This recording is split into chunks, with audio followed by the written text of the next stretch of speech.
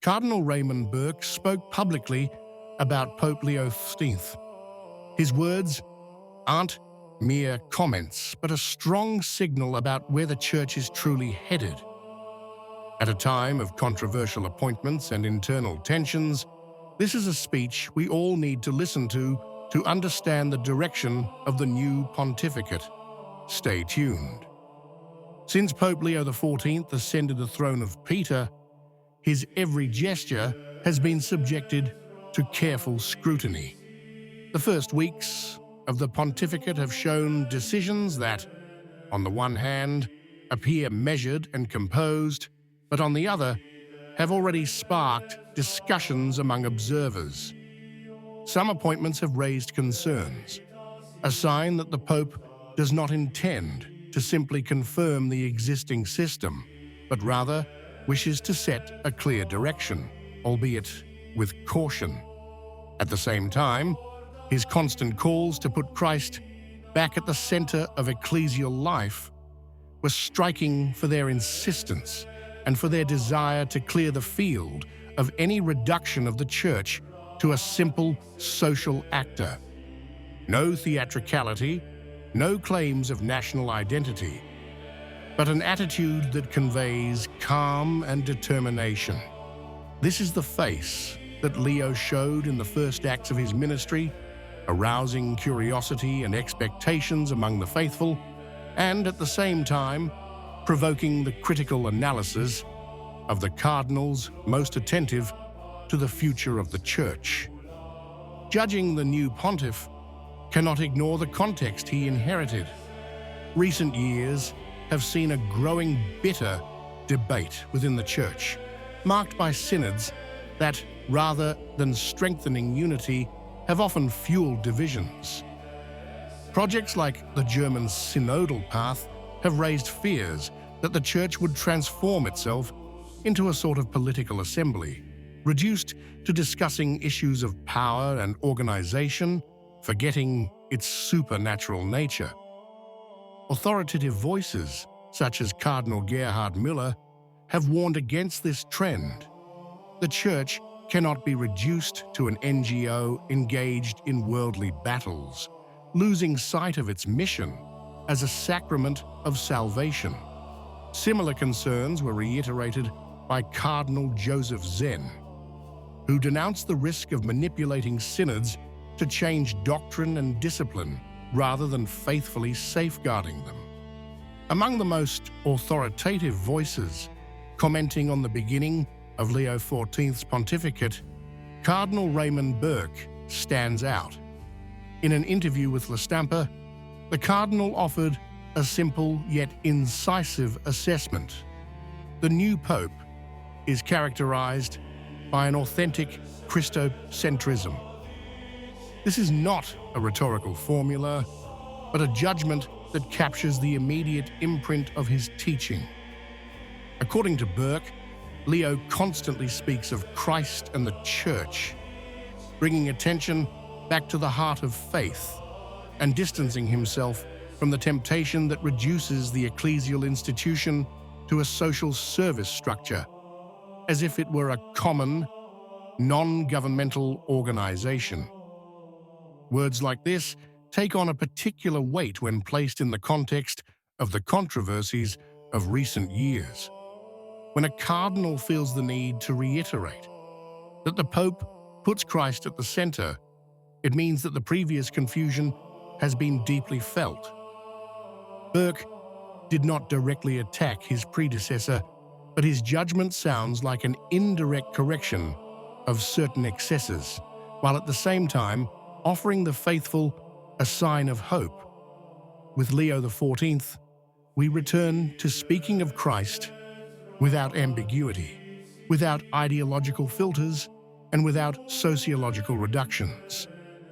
In his homilies and speeches, he repeatedly insisted on one precise point: the Pope must step aside so that Christ may emerge, because the successor of Peter is not called to shine with his own light, but to reflect that of the Lord. It is a call rooted in patristic tradition, Saint Ignatius of Antioch, quoted by Leo in his first speech before the College of Cardinals, spoke of the need to disappear so that only Christ remains. Even in his daily actions, the new pontiff seems to want to confirm this stance. He hasn't emphasized his American origins, nor has he sought to characterize his election as a national event, but has chosen a universal and calm stance. His home in the Augustinian community, shared with religious of various nationalities, became a symbol of a lifestyle that shuns privilege to embrace fraternal life. If there's one area where Leo XIV's pontificate is already being watched with bated breath, it's that of appointments. Every choice in the Curia, as per tradition, is interpreted as a sign of doctrinal and pastoral direction. So far, the Pope has kept the main heads of the dicasteries in office, but there has been no shortage of controversial decisions. Just think of the appointment of Monsignor Renzo Pegoraro to the Pontifical Academy for Life, which many have interpreted as an opening to problematic positions. A move that has generated discontent and suggests that the new pontiff is not afraid of unconventional choices. Yet alongside these signs, there are also elements of hope. Leo has entrusted significant roles to figures clearly faithful to tradition, such as Cardinal Robert Sarah, called to represent the Holy See in solemn celebrations, a delicate balance. It maintains expectations and fuels interpretations. Cardinal Burke, when asked about this point, erred on the side of caution. The Pope is taking his time to identify collaborators who can truly support him. Without the right helpers, the task is impossible. These words, though sober, convey a clear message. It will be the appointments, more than the declarations, that will determine the true direction of this pontificate. The game isn't over yet, and scrutiny remains intense. Among the issues closest to Cardinal Burke's heart is that of the Mass in the ancient rite, which in recent years has been the subject of restrictions and internal conflicts. In a June interview, the same cardinal declared his hope that Pope Leo XV will put an end to what he calls a persecution from within the Church against faithful attached to the traditional liturgy. Strong words which demonstrate that the issue is not marginal, but rather touches the concrete lives of communities and priests who wish to remain faithful to a form of worship that has nourished the Catholic faith for centuries. Burke's message is clear. Liturgical reconciliation is a test to see to what extent the new Pope truly intends to be a universal pastor, capable of welcoming the children of the Church without discrimination. In this regard, expectations are high. Leo has not yet made any definitive decisions, but the issue remains on the table and could become one of the first tests of fire of his pontificate.